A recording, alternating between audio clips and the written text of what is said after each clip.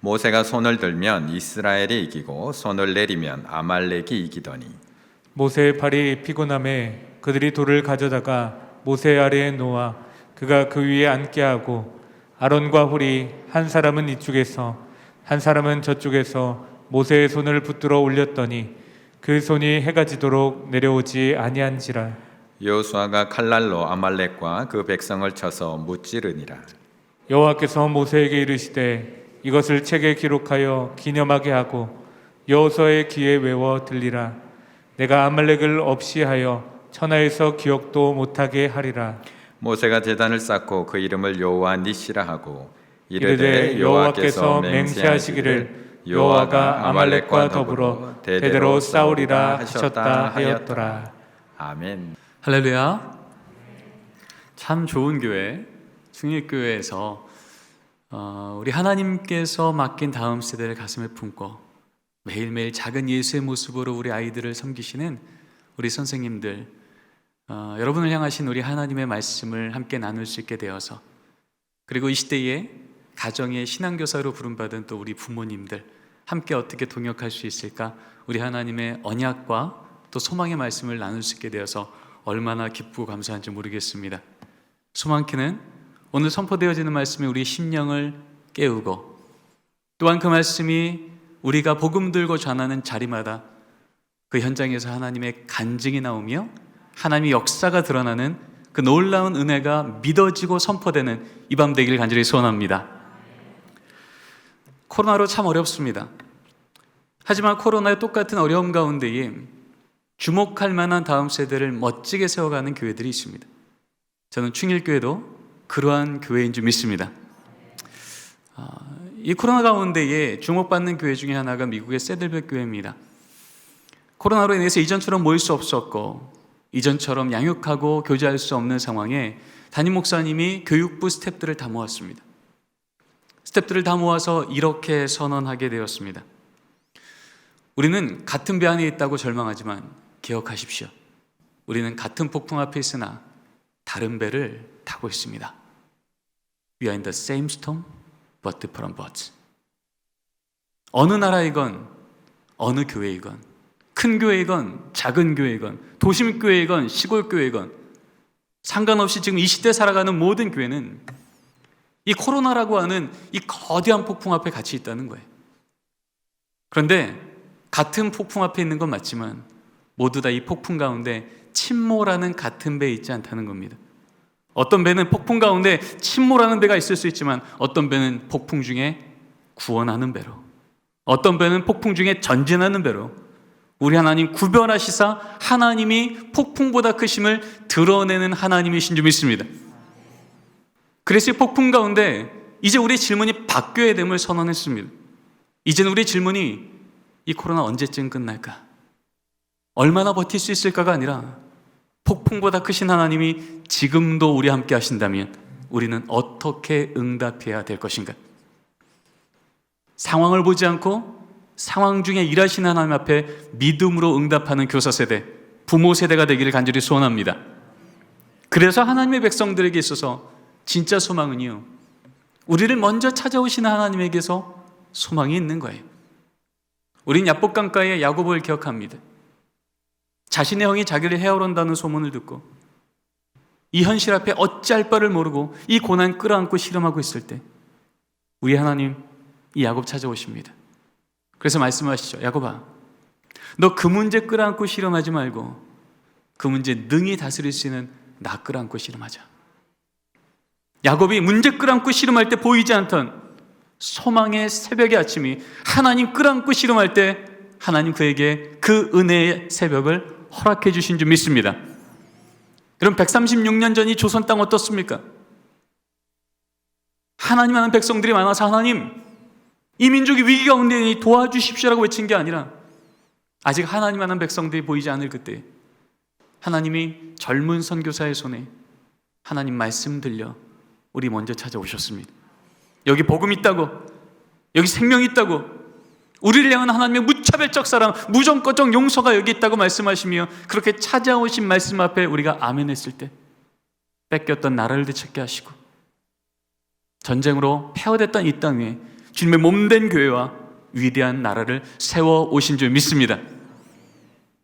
우리 목사님 말씀하신 것처럼 이 코로나의 한복판에서도 우리 교사들을 또 모으사 이렇게 우리로 세미나를 듣게 하시고 헌신케 하신 이유는 우리가 더 선한 의지가 있어서가 아니라, 우리의 긍정적 마인드가 있어서가 아니라, 지금 이 고난을 능히 다스리시는 하나님께서 우리를 찾아오셔서 하신 말씀이 있으시기, 우리를 찾아오셔서 우리의 노동으로는 도대체 답이 보이지 않는 거기에 하나님의 길을 내신 하나님께서 우리에게 오셨기에 우리를 모으시고 또 오늘 이 시간에 주의 말씀을 듣고 생명의 길을 다시 한번 발견하게 하시는 줄 믿습니다. 우리 옆에 있는 우리 성도님들, 교사분들하고 이렇게 한번 권면했으면 좋겠습니다. 하나님 성도님을, 교사님을 찾아오셨습니다. 인사 나누겠습니다.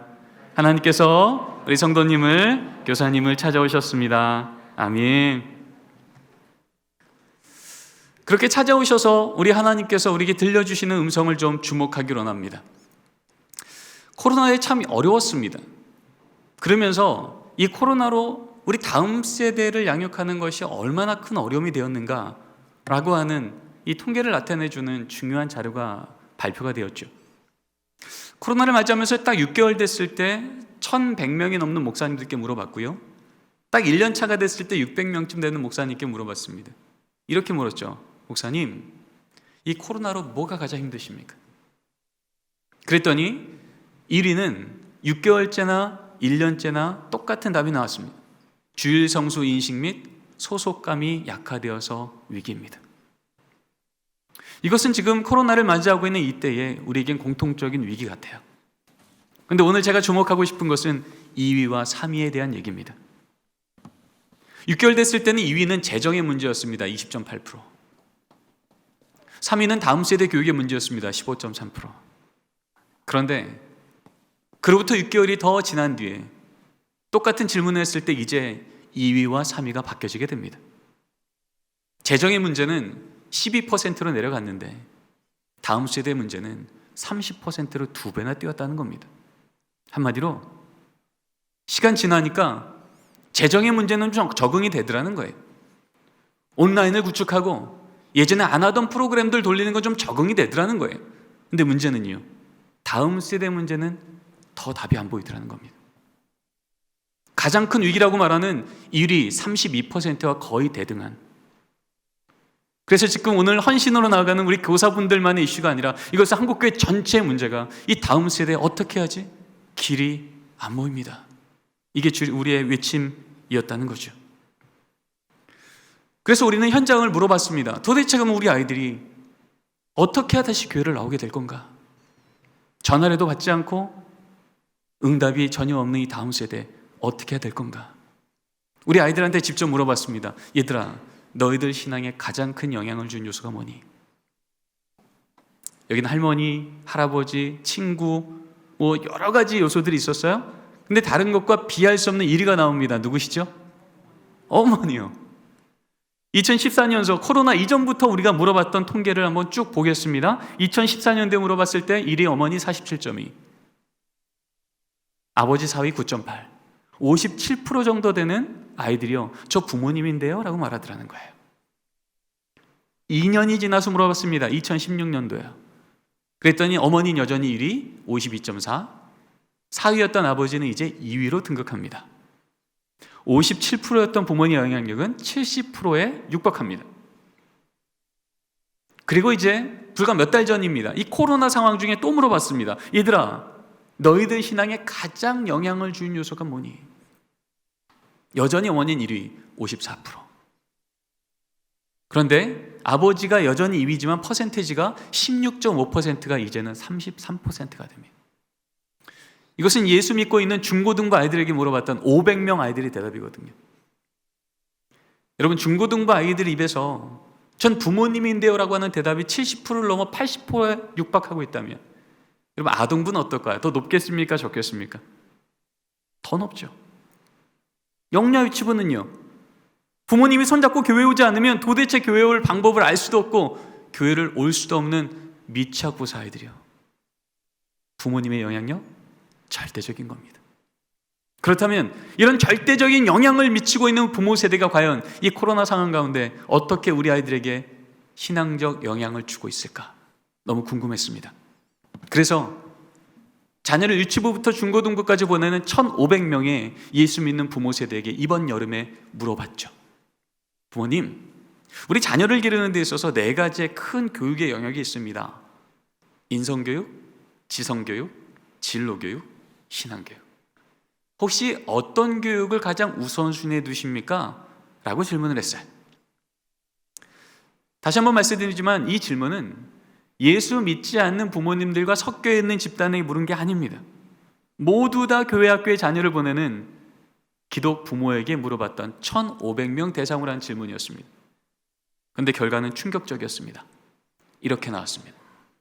1위 인성교육, 2위 지성교육, 학습교육, 3위 진로교육, 그리고 신앙교육은 최하위로 나오게 되었습니다.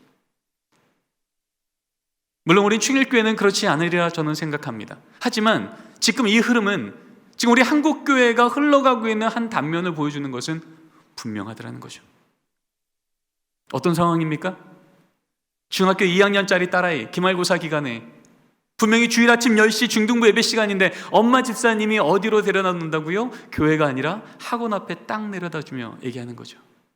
혜인아, 이번 기말고사 얼마나 중요한지 알지? 열심히 공부해. 엄마 열심히 기도할게. 그리고 엄마 집사님이 어디로 오세요? 돌아서 교회로 오세요. 그리고 뭐라고 기도하세요? 하나님, 이번 우리 딸 좋은 성적으로 하나님께 영광 돌리게 해주세요. 우리 하나님 영광 받으실까요?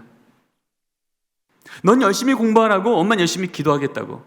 그렇게 돌아서는 엄마의 뒷모습 보며 이 딸이 무슨 생각한다고요? 이런 생각하지 않겠습니까? 아, 신앙은 여차하면 제껴도 되는구나. 급할 땐 잡고 손해볼 것 같을 때 여지없이 예배가 아니라 특강이, 하나님의 말씀과 은혜가 아니라 세상의 스펙이 진짜 내 인생 안전하게 지켜주겠네. 아, 이게 똑똑하게 신앙생활하는 거구나. 여러분이 망가져버린 이 신앙의 기준을 우리 자녀들이 어디서 배운다고요? 학교에서요? 세상에서요? 학원에서요? 아니요. 예수 믿는 부모 세대 등을 통해서요. 올 연초에 한국갤럽을 통해서 발표되어진 예수 믿는 부모 세대 17%, 대표적인 선교기관을 통해서 발표되어진 우리 중고등부 아이들 3.8%.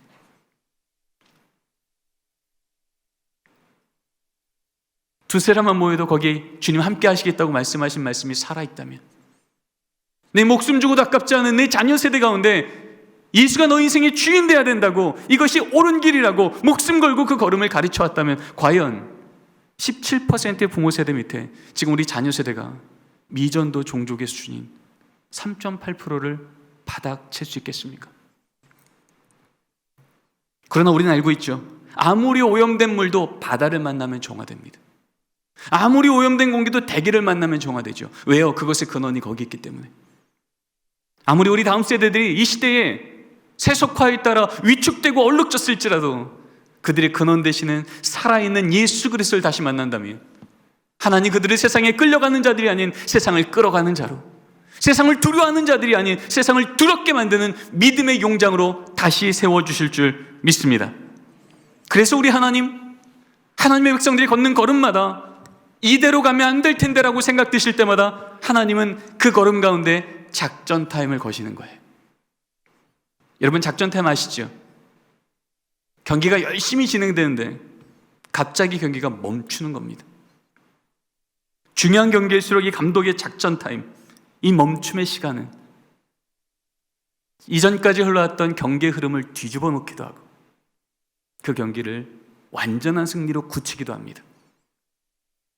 코로나로 우리 삶이 너무나 큰 위기와 고통 가운데 있는 것은 너무나 분명하지만, 우리 하나님 고난보다 크시며 그 크신 하나님이 이 코로나를 통하여서 우리에게 지금 이 잠깐의 멈춤의 시간을 주고 있는 것이 분명하다면, 이 코로나 여정 안에는 하나님의 역전의 영적 타임이 우리에게 선포되어지고 그 하나님의 작전 타임 앞에 온전히 순종하고 우리의 걸음이 다시 정돈되는 한 하나님 이 걸음 손해보지 않고 하나님께서 승리하는 걸음으로 인도해 가실 줄 믿습니다.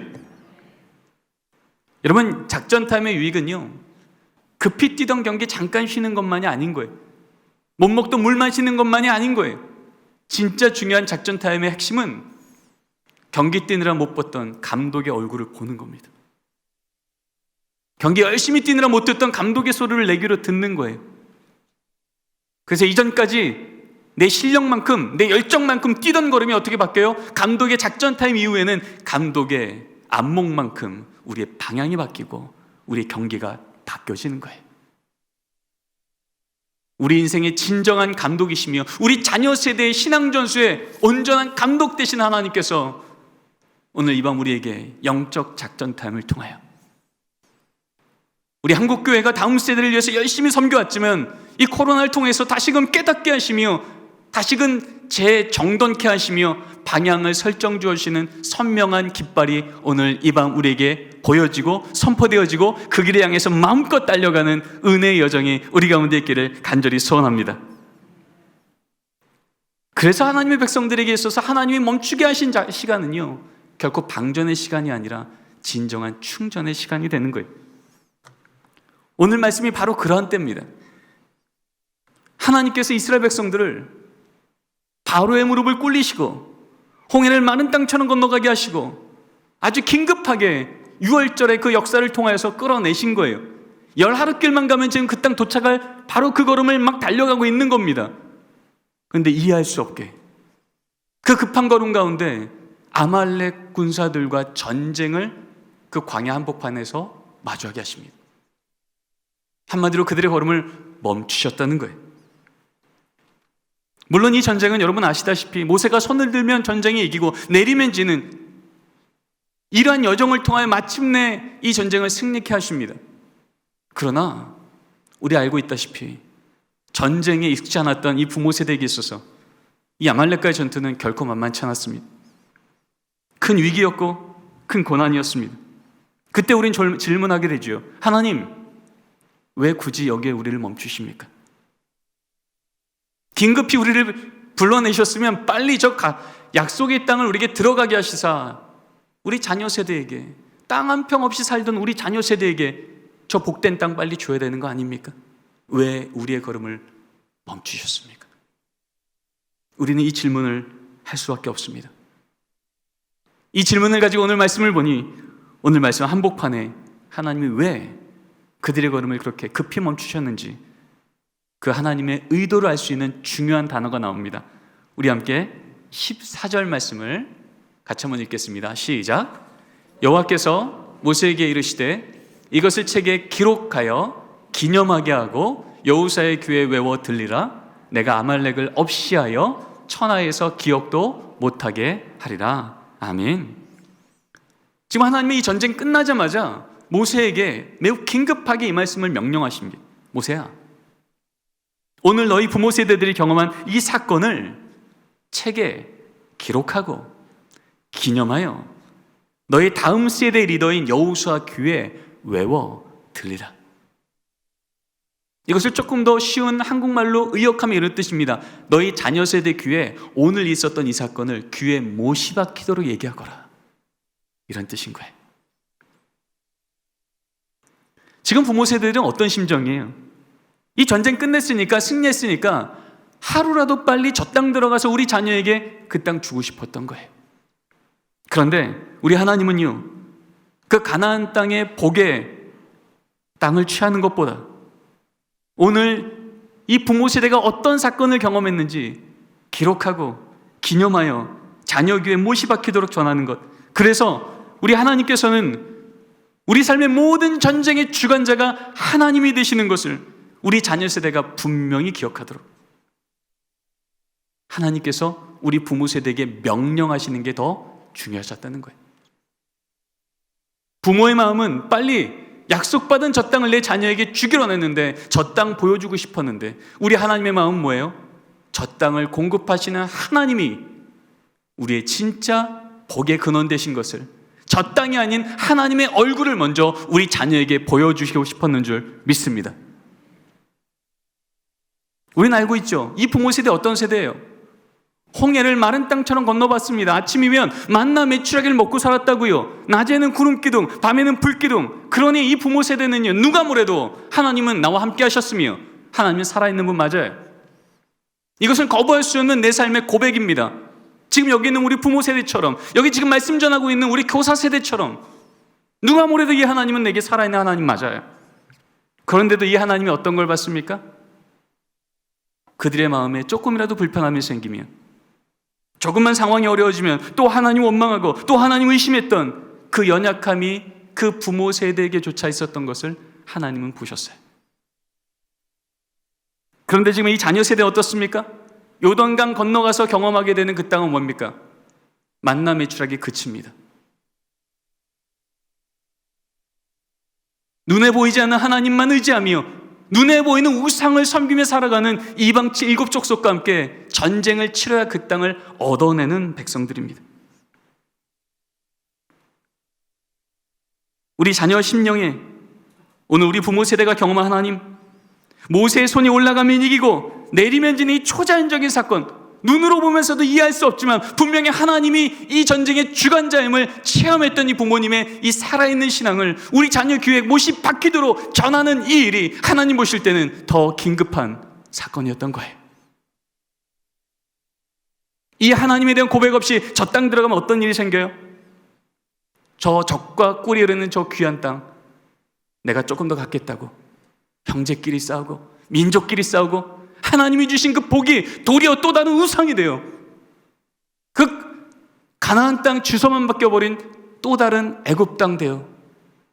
하나님의 백성들이 자유의 백성이 아니라 또 다른 노예의 백성으로 살 것을 하나님께서 아셨기에 우리 하나님 그들의 걸음을 멈추사 우리 자녀 손에 적과 꿀이는 그 땅을 주기 전에 그 땅을 공급하시는 하나님을 먼저 보여주는 것, 우리 부모 세대 가운데 하나님이 어떤 일을 행하셨는지 그 살아있는 하나님을 향한 간증거리들 우리 자녀 교회에 못이 박히도록 전하는 게 우리 부모 세대에 먼저 있는 책임이라는 걸 오늘 말씀에 전하고 계시는 거예요. 여러분, 내 안에 살아있는 하나님에 대한 고백이 우리 자녀 교회에 못이 박히도록 전하는 이 책임과 사명이 오늘 주 앞에서 헌신하는 모든 교사 세대, 모든 부모 세대의 삶 속에 하나님께서 명하시는 그 걸음 그대로 걸어내요.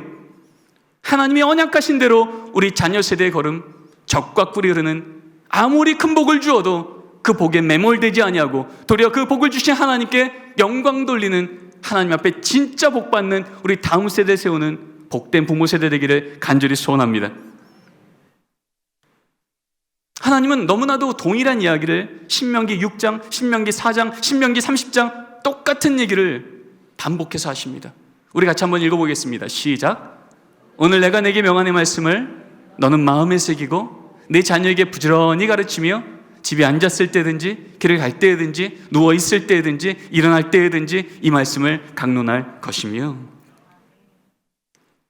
여러분, 우리 하나님은요, 너희 자녀 세대 내가 복 줄 거야 말씀하실 때마다 그 부모 세대랑 직접 딜하신 적이 거의 없으세요. 자녀 세대랑 직접 딜하신 적이 없으세요. 늘 그 자녀를 맡은 부모 세대에게 너희가 경험한 하나님이 누구셨는지를 앉았을 때든지 일어날 때든지 길을 갈 때든지 부지런히 가르쳐 지키게 하라. 왜요? 신앙은요, 지식이어서 머리에 새겨 입으로 나가는 게 아니라 진리여서 마음에 새겨 삶의 등으로 보여주는 것인 줄 믿습니다.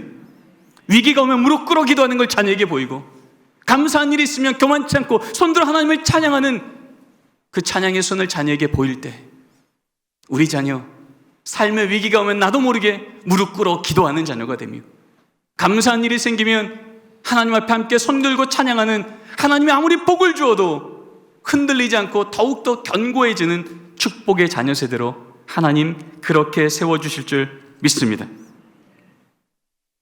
성경은 너무나 많은 곳에서 이러한 이야기를 합니다. 오늘 교사 세미나인데 제가 왜 계속 부모님에 대한 얘기를 할까요? 이제 우리 교사의 사명은 168시간, 일주일에 1시간 내게 맡긴 그 시간에 성경 공부하고 아이 예배 잘 드리게 하는 것에서 멈추는 것이 아니라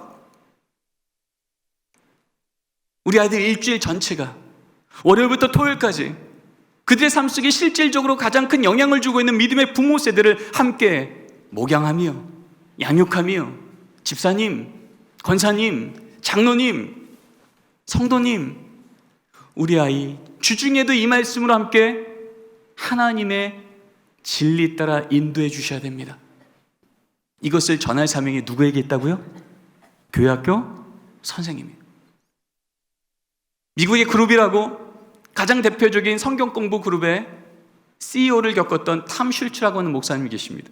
그 목사님이 30년 이 성경 공부 교제하는 것을 마무리 짓고 은퇴하실 때 이런 얘기를 했습니다.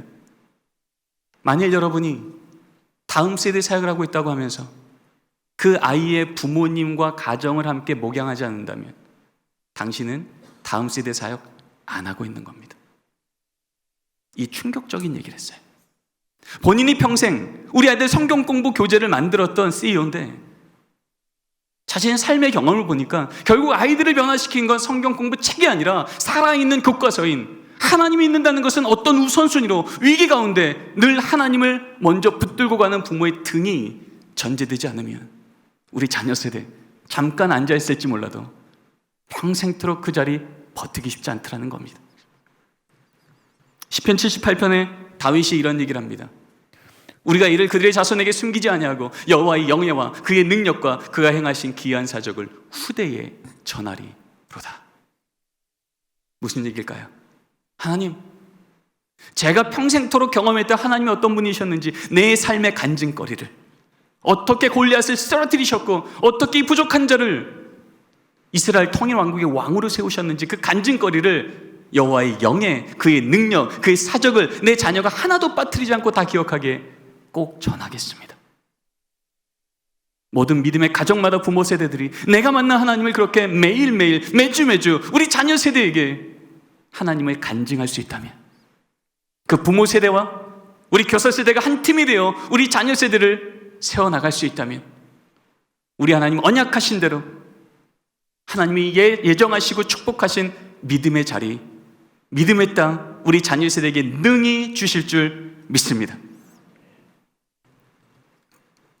이 말씀 따라서 복을 번영했던 시대들마다 그 시대 리더들이 똑같은 얘기를 했습니다. 종교개혁자 마틴 루터가 이런 얘기했죠. 가정은 학교이며 교회이다. 그리고 가장 안에서 설교자이다.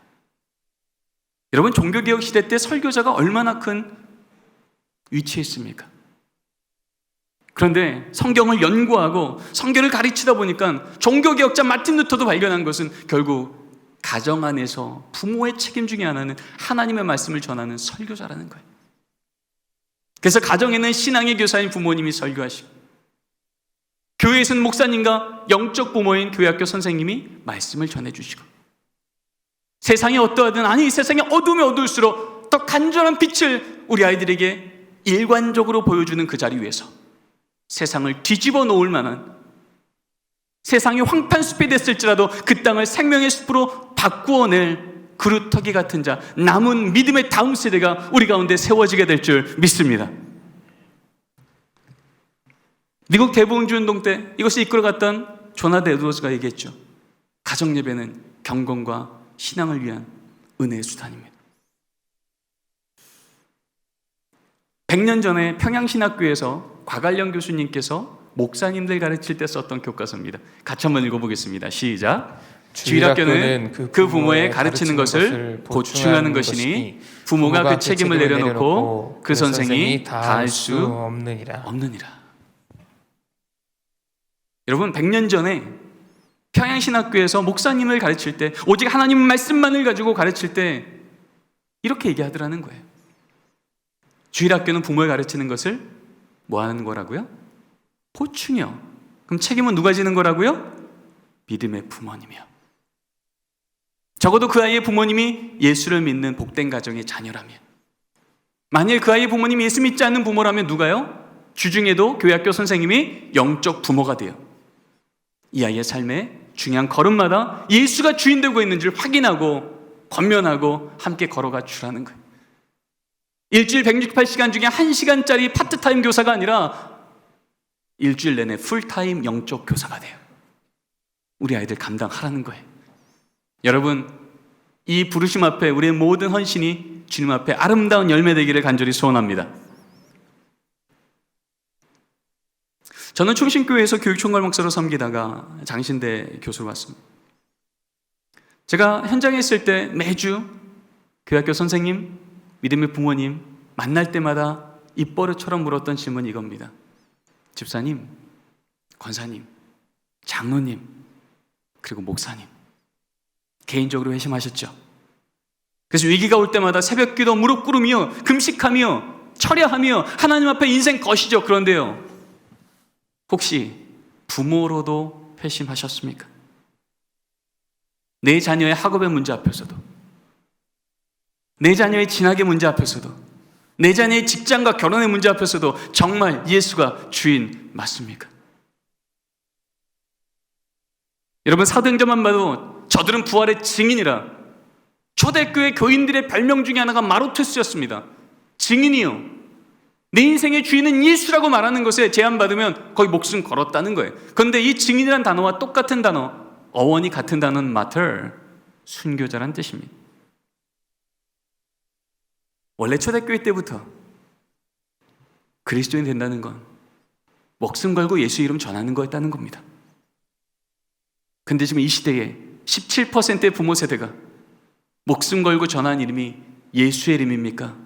대학 이름입니까? 과연 우리 자녀 인생 가운데 무엇이 확실하게 손에 쥐어지면 이제 걱정 없겠네 라고 여러분 마음에 평안함을 가지시겠습니까? 예수의 이름입니까? 세상의 스펙입니까? 우리가 예수의 이름에 우리 목숨을 걸 때 우리 하나님, 우리의 자녀 인생 책임져 주시며 하나님이 주인 될 때 세상이 어떻게 변하는지 하나님의 역사의 현장을 우리 자녀의 삶으로 바꿔내실 줄 믿습니다. 하나님께서 이스라엘 백성들을 그 자리에 멈추시고 영적 작전 삼으시며 그렇게도 귀에 못이 박히도록 전하라고 했던 그 사건 가운데 보였던 그들이 따라가야 될 부모 세대, 영적 교사 세대의 모델이 무엇이었는지 우리 두 가지만 찾아보고 오늘 말씀을 좀 정리하고자 합니다. 첫 번째 원리입니다. 같이 한번 읽겠습니다. 시작. 그때 아말렉이 와서 이스라엘과 르비딤에서 싸우니라. 모세가 여호수아에게 이르되 우리를 위하여 사람들을 택하여 나가서 아말렉과 싸우라. 내일 내가 하나님의 지팡이를 손잡고 산 꼭대기에 서리라. 아멘. 여러분, 하나님께서 우리 자녀 귀에 못이 박히도록 전하라고 했던 그 사건 가운데 보여주었던 우리 자녀 세대가 따라가야 될 영적 리더의 모델의 첫 번째 원리는요, 진정한 전쟁터 앞에, 진정한 위기 앞에 칼 들고 나가지 말고 여호와의 지팡이 들고 나가라는 것입니다. 여러분, 전쟁이 나면, 특별히 지금 이 시대같이 족장시대 때 전쟁이 나면 마땅히 칼 들고 나가야 됩니다. 근데 하나님은요, 모세를 통하여서 칼이 아니라 하나님이 주신 말씀의 지팡이 들고 나아가는 모습을 보였습니다. 여러분, 이 지팡이 뭡니까? 하나님의 비전과 하나님의 언약과 상관없이 살 때는 오늘 하루 밥벌이하기 위해서 살기 위한 양이나 치던 냄새나는 마른 막대기였습니다. 그런데 하나님이 내게 비전 주시고 신음하는 다음 세대를 이제 출애굽하게 하여 해방시켜 하나님께 예배하는 백성 만들려고 하는 이 거룩한 사명을 받고 난 뒤에는 우리 교사 세대, 우리 부모 세대가 우리 자녀 세대에게 신앙을 전수하는 게 나의 인생의 책임입니다라는 것을 분명히 하고 난 뒤에는 여러분, 이 막대기가 어떻게 됩니까? 200만 명의 생명을 살려내는, 홍해를 가르사 하나님의 역사를 드러내는 생명의 막대기로 바뀌게 된 줄 믿습니다. 이 막대기는 그냥 막대기가 아니라 하나님의 말씀을 붙든 막대기였던 겁니다.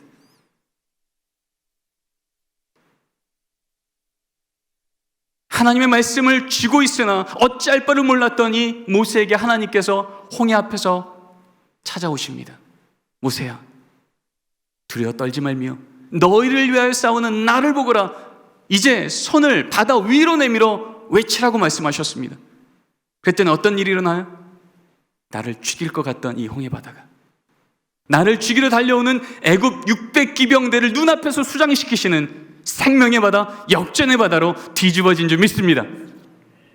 하나님의 말씀 지팡이 드는 순간 우리가 볼 때 냄새나 나는 마른 막대기처럼 보일지라도 하나님, 우리 삶 속에 하나님이 이런 분 아니셨습니까? 그 말씀 붙들고 우리 자녀 세대에게 우리가 삶을 통하여 하나님 전하겠습니다 결단하는 순간, 길이 안 보이던 곳에 길을 내시미, 이 적군 어떻게 해결할지 모르는 그 자리 앞에 눈앞에서 적군을 수상시키시는 역전 하나님의 승리 하나님을 우리 자녀 세대에게 체험시키시는 능력의 하나님으로 우리 가운데 함께 하실 줄 믿습니다. 코로나 이 위기 가운데 여러분, 말씀의 지팡이 다시 쥐기 바랍니다.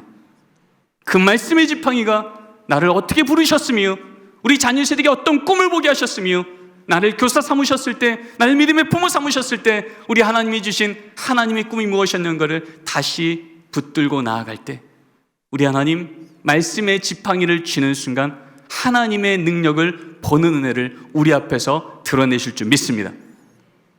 첫 번째 원리가 위기 때에 칼 들고 나가지 않고 지팡이 들고 나가는 것이었다면, 두 번째 원리는요, 이제 하나님 앞에서 그 지팡이를 가지고 버티는 기도하라는 것입니다. 우리 같이 말씀을 읽도록 하겠습니다. 함께 읽겠습니다. 시작. 모세가 손을 들면 이스라엘이 이기고 손을 내리면 아말렉이 이기더니 모세의 팔이 피곤함에 그들이 돌을 가져다가 모세의 아래에 놓아 그가 그 위에 앉게 하고 아론과 홀이 한 사람은 이쪽에서 한 사람은 저쪽에서 모세의 손을 붙들어 올렸더니 그 손이 해가 지도록 내려오지 아니한지라. 아멘. 여러분, 너무나 잘 아신 상황입니다. 모세의 손을 따라 전쟁을 이기기도 하고 지는 것을 눈앞에서 보게 됩니다. 오늘 우리가 주목하고 싶은 것은 저 뒷부분에 노란색으로 적혀있는 부분입니다. 손을 들면 이기고 손을 내리면 지는 이 상황 앞에 하나님께서 이 믿음의 손을 주목하고 있다는 것을 모세가 깨닫고 이 기도의 손을 내리지 않고 버티고 있습니다. 버티는데 인간의 손이다 보니 너무 힘들어서 지칩니다. 그때 하나님은 아론과 홀을 통하여서 돌을 쌓아 손이 내려오지 않도록 버틸 수 있도록 그 손을 잡아주십니다. 그리고 히브리어 원어 성경은 너무 힘들어서 손을 내릴 수밖에 없지만 이 손을 내리면 저 다음 세대, 전쟁터에 있는 우리 세대들이 무너지는 것을 볼 수밖에 없게, 우리 다음 세대 포기할 수 없어, 하나님 이 다음 세대 살려주십시오, 저 이 손 안 내리겠습니다, 끝까지 버티는 이 상태를 히브리 성경은 에무나라고 표현합니다. 여러분이 에무나라는 말이 영어 성경으로 아멘으로 번역이 되었고요, 이것을 우리 한국말로 믿음이라고 고백합니다. 여러분, 우리 코로나 가운데 우리 교사로 섬긴다는 것, 믿음 갖고 자녀 세대에게 신앙 전수한다는 게 보통 힘든 게 아니지만 상황이 지치게 하고 형편이 지치게 하고 우리 감정과 우리 판단들이 지치게 하지만 우리 하나님, 내 눈으로 봐도 이해할 수 없는 믿음의 손 내리지 않으면 저 전쟁 반드시 이기게 하시는 그 하나님을 우리로 목독해 하시는 것이 우리가 지금까지 보았던 하나님의 승리였다면, 여러분, 우리 다음 세대를 향한 믿음의 손 내리지 마시고 끝까지 버텨 기도하는 손 위에 하나님 그 손끝을 저 밑에 있는 아말렉 전쟁의 칼끝의 날카로움보다 더 강력한 손으로 주님께서 여겨주실 줄 믿습니다. 우리 자녀 세대에게 신앙 전수하는 건 만만치 않습니다. 하지만 하나님의 방법을 기억할 때 우리는 나의 능력이 아닌 하나님께서 이 손을 함께 붙들어 주시면 저 이 손 내리지 않고 끝까지 버티며 기도하겠습니다. 주님, 기도가 멈추지 않는 한 하나님의 일하심을 저는 신뢰하오니 우리가 줄 수 없는 믿음의 선물을 하나님 손들고 있는 기도의 손을 통하여 우리 자녀들에게 부어 주시옵소서. 여러분, 그러면 아말렉의 칼끝보다 기도하는 그 손이 더욱 강할 줄 믿습니다. 여러분, 그래서 우리는 강한 손으로 기도해야 되는 겁니다. 히브리어 성경에 강하다라는 이 단어는요, 하자크란 단어입니다. 근데 이 하자크란 단어는 그 어원 자체가 내가 강해지는 게 아니고요, 강하신 하나님의 손에 단단히 동이다, 이런 뜻입니다. 한마디로 우리로 하나님께서 너희들이 강해야 된다, 강한 손으로 다음 세대를 붙들며 기도하라 말씀하실 때 그 말은요, 우리의 손이 강해지는 게 아니라 강하신 하나님의 손에 우리의 믿음의 손을 단단히 동이면, 강하신 하나님의 말씀에 우리의 헌신을 단단히 동이면 능력의 말씀이, 능력의 기도가 우리 다음 세대를 능력 있게 구원하며 전쟁터 위에 하나님의 승리를 보는 감격을 허락해 주실 줄 믿습니다. 강한 손이 함께하면 작은 돌멩이로도 골리앗은 쓰러지는 줄 믿습니다. 강한 손이 함께하면 작은 기도와 찬양으로 여리고성은 무너지게 될 줄 믿습니다. 왜요? 하나님 없이 높아지면 우리는 떨어질 걸 아시니까. 하나님 없이 우리가 강해지면 부러질 것을 아시니까. 하나님은 우리를 강하게 하지 않으시고 하나님이 우리의 강함 되어주시는 줄 믿습니다. 하나님이 우리의 강함 되어주심을 우리의 인격과 믿음이 반응하며 하나님 그 손에 저를 붙들어 주시고 하나님 이 손을 통하여 기도하는 이 다음 세대를 향한 세움의 자리마다 하나님의 능력의 승리를 보여주시옵소서. 하나님께서 말씀하신 그 자리에 찾아가는 것, 그 자리 버티며 지키는 것, 바로 그 위에서 이 시대가 감당할 수 없는 남은 자, 하나님께서 주목하시는 그루터기 같은 교사분들이, 그루터기 같은 부모님들이, 그 밑에서 그루터기 같은 남은 자의 우리 다음 세대들이 세워질 때 하나님 우리를 통하여 하나님의 생명의 숲이 이 시대 가운데 세워지는 것을 보게 될 줄 믿습니다. 우리 옆에 있는 우리 교사분들, 성도님들과 이렇게 권면하며 오늘 말씀 마치도록 하겠습니다. 하나님의 손에 단단히 동입시다. 인사 나누겠습니다. 하나님의 손에 단단히 동입시다. 아멘.